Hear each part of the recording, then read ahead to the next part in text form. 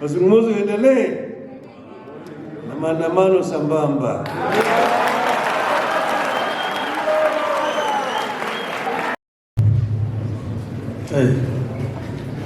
Hamjambo.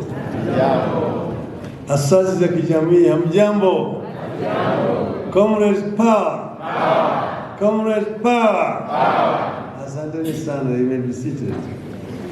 You know, you have said for a long time, and therefore, after sitting for so long, the other process sets in. Now, the biggest disadvantage, speaking at last, that everything else has been said. So you now find yourself just dealing with the dregs. But let me first begin by thanking members of the civil society, members of the university fraternity, and our students for coming here in such large numbers. We decided that we've been talking too much sometimes to ourselves, that today we want to be listeners. Let us sit down and listen to the people. And you have not disappointed. Those who had opportunity to talk have not disappointed. And we take it that those who have spoken is a representative sample of this audience which is here today. And therefore, I'm going to just tell you what we ourselves had agreed as leadership of AZIMIO to be our common position. This is not just my stand, it is the AZIMIO leadership stand. And then I will finish by just saying a few things at the end of it. Okay? But here, as Ongwen said, and Eugene has remembered, we are in holy grounds here at MAANDAMANO House. Many ideas have come from this holy place, which have actually contributed to change of lives of the people of our country. MAANDAMANO, sometimes we remember with nostalgia where we came from. Gina has told you we used to be here with our parents who have since left us. And they told us how they organized themselves to fight against colonialism and how independence was achieved. At that time, Kenya was facing one of the most entrenched dictatorships in our history. But we were able to basically tame that dictatorship. So nothing is impossible with the people power. The people are determined, there's nothing that can stop them from achieving what they want to achieve.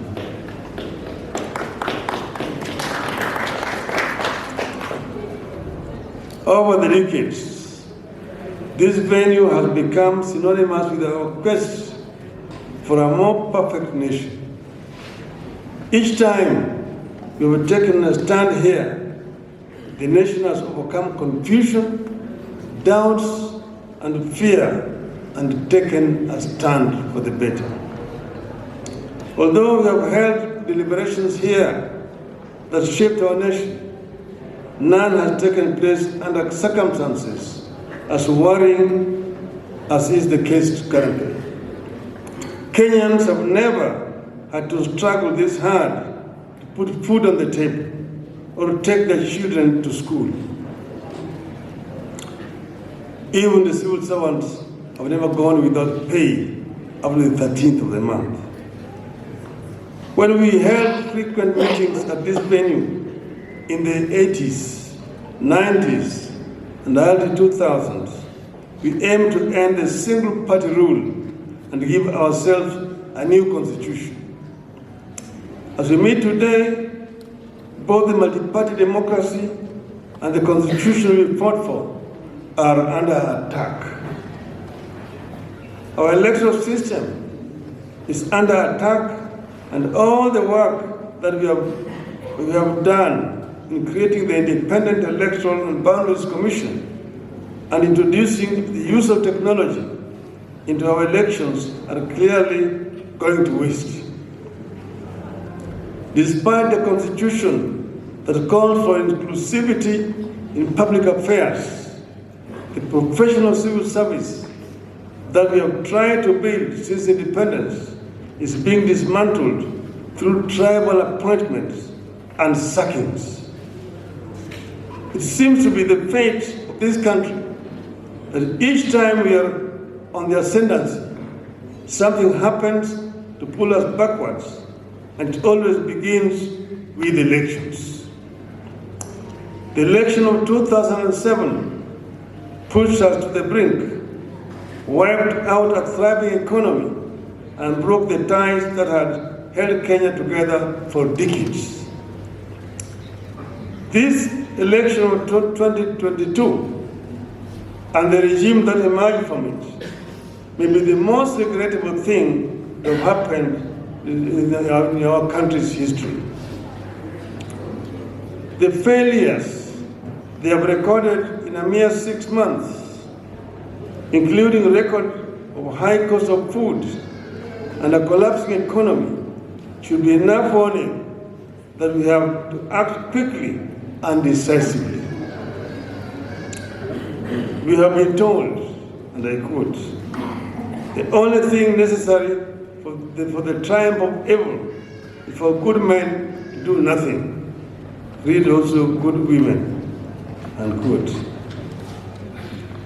Our presence here underscores our refusal to be the good people who did nothing and allowed evil to triumph in our country.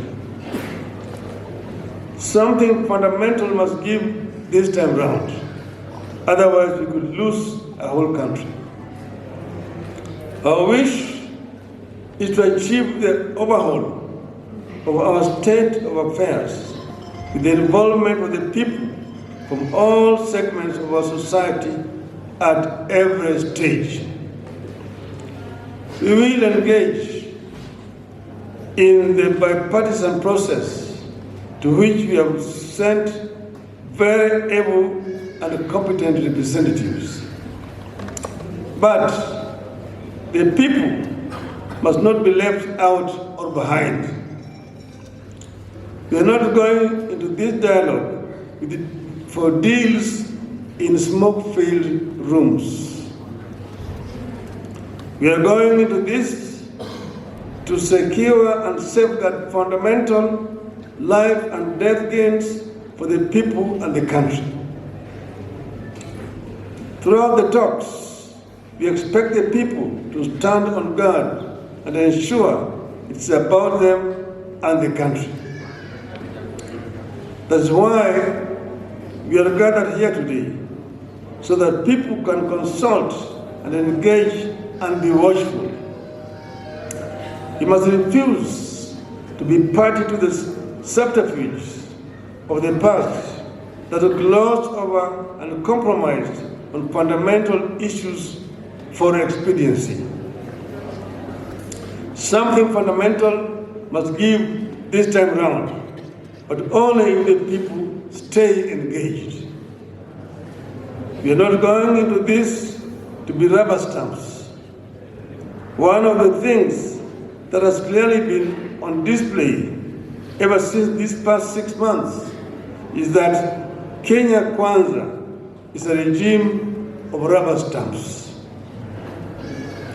Subsidies are being removed from food, fuel, electricity, and school fees, exposing people to suffering, and Kenya Kwanza rubber stamps it as okay. They know there was an order for the opening of the IB servers, but the rubber stamp is as okay the refusal to open the servers. They know the buying of MPs to switch sides undermines our hard-won multi-party democracy, but they still rubber stamp it as okay. People are being appointed to and sacked from the civil service on tribal lines, but Kenya Kwanza rubber stamps it as okay. You have not agreed to participate in the bipartisan process to be another rubber stamp for Kenya Kwanza. That has to be understood from the outset. Should the talks falter or bear no fruit because of the grandstanding, lack of openness, lack of honesty, and intransigence of our opponents, the people will have no option but to take their future and that of their country into their hands. Already, we are seeing signs of intransigence from the Kenya Kwanza, which is trying to determine for us what to take to the discussion table. For avoidance of doubt, our issues remain what we have always said they are. 1, immediate steps to lower the cost of food, fuel, and school fees. 2, opening and forensic audit of IEBC election servers. 3, restructuring and reconstitution of the IEBC and the reinstatement of the 4 IEBC commissioners. 4, an end to the poaching of MPs to order side. Let us engage, let us join hands, and let us stand firm in the interests of our country. Finally, we have said that we are not doing this because of any weakness on our side. We have been saying that Kenya is bigger, and that's why we are saying that we want to engage. Nobody should mistake this as a sign of weakness.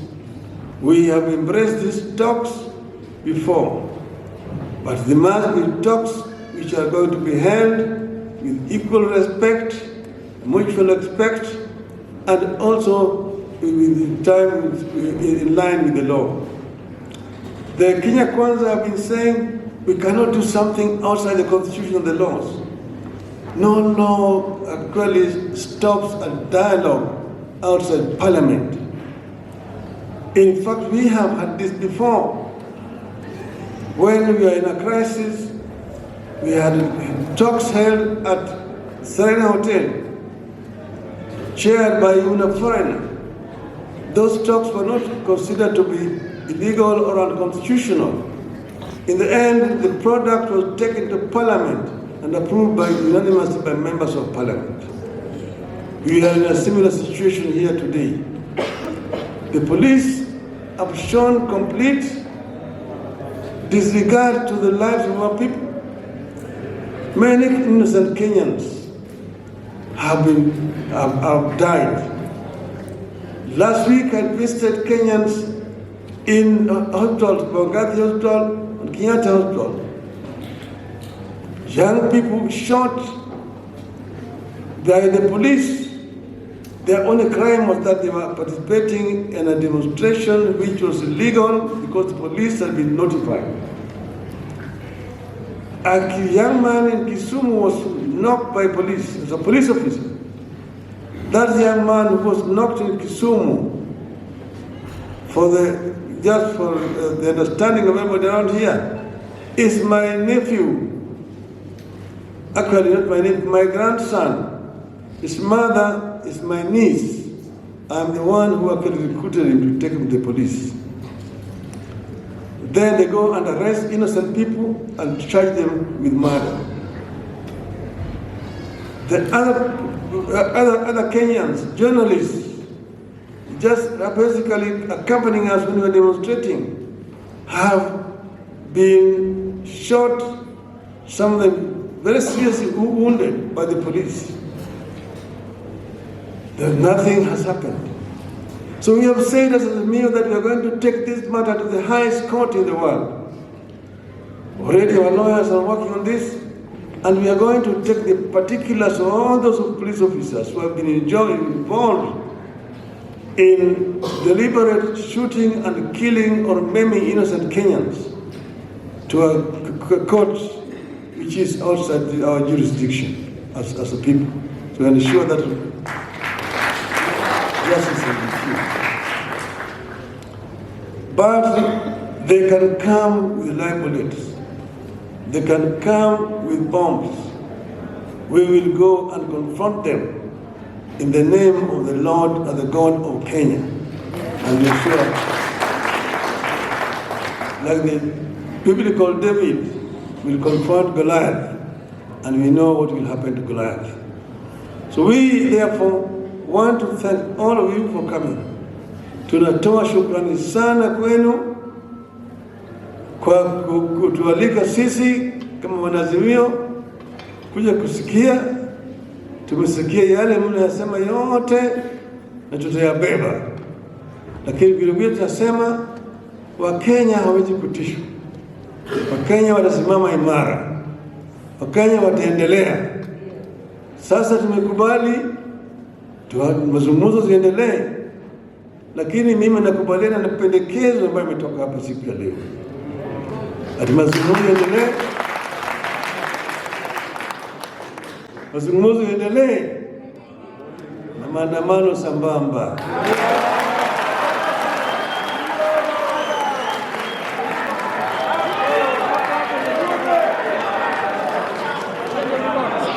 Dawa ya moto ni moto. Dawa ya moto ni moto. Kwa hivyo sisi tutaendelea. Tunangoja Ramadhani ishe.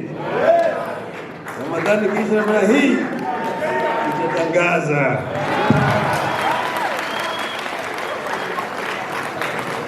Tutatangaza. Na mtaitika? Mtaitika? Tulikuwa naimba namna hii. Nikitwa taitika, nikitwa taitika, nikitwa taitika, kupambana kwa Afrika, kupambana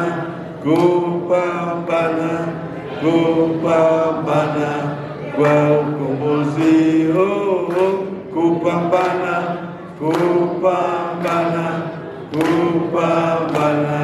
kwa ukombozi. Azimio.